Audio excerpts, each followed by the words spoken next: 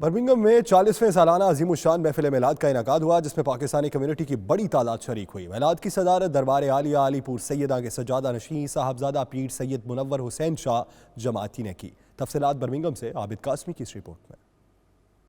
Birmingham کے امیر ملت centre میں 40ویں سالانہ عظیم الشان محفل میلاد کا انعقاد کیا گیا۔ اس موقع پر دربار عالیہ علی پور سیدہ کے سجادہ نشین صاحبزادہ پیر سید منور حسین شاہ جماعتی، نعت کونسل کے چیئرمین نعمان شاہ اور پاکستان سے آئے ہوئے نعت خوانوں نے اپنے اپنے انداز میں حضور پاک صلی اللہ علیہ وآلہ وسلم کی شان میں نذرانہ عقیدت پیش کیا۔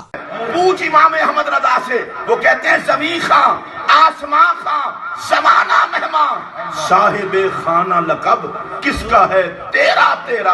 اس موقع پر صاحبزادہ پیر سید منور حسین شاہ جماعتی، محمد افضال انجم اور دیگر نے میڈیا سے گفتگو کرتے ہوئے کہا، ہر سال امیر ملت نعت کونسل عظیم الشان محفل میلاد کا انعقاد کر کے نوجوانوں کے دلوں میں عشق رسول صلی اللہ علیہ وآلہ وسلم پیدا کرتی ہے اور ان کی فکری اور روحانی رہنمائی کرتی ہے۔ نعت رسول مقبول صلی اللہ علیہ وسلم سے دلوں میں عشق و محبت رسول اجاگر ہوتی ہے اور اس سے نوجوان نسل جو ہے ان کی رہنمائی ہوتی ہے اور ان کی تربیت ہوتی ہے، اور نعت وہ ہے جو میرے آقا کے قریب انسان کو کر دیتی ہے۔ نظم میں بھی اور نثر کی صورت میں بھی نعت حضور کی علماء کرام نثر کی صورت میں اور نعت خان نظم کی صورت میں، اور صحابہ نے بہت سے صحابہ نے حضور کی نعتیں لکھی بھی، نعتیں پڑھی بھی۔ یہاں رسول اکرم صلی اللہ علیہ وسلم کا ذکر پاک ہوتا ہے، مسلمانوں کے قلوب و اذہان صاف ہوتے ہیں اور نبی پاک سے رشتہ مضبوط ہوتا ہے اور نبی رحمت کا درس محبت ان تک پہنچتا ہے، اور میں یہ سمجھتا ہوں ایسی محافل کے کرنے سے دنیا اور آخرت دونوں سنورتے ہیں۔ اور ماشاءاللہ لوگوں کے اندر ذوق شوق محبت میں دیکھ کے ہر بندہ اشکبار تھا محفل نعت۔ بہت عرصے سے بعد یہاں محفل اتنے روحانیت اتنے عروج پر گئی ہے، ماشاءاللہ مبارکباد ہو یہاں امیر ملت سینٹر کا۔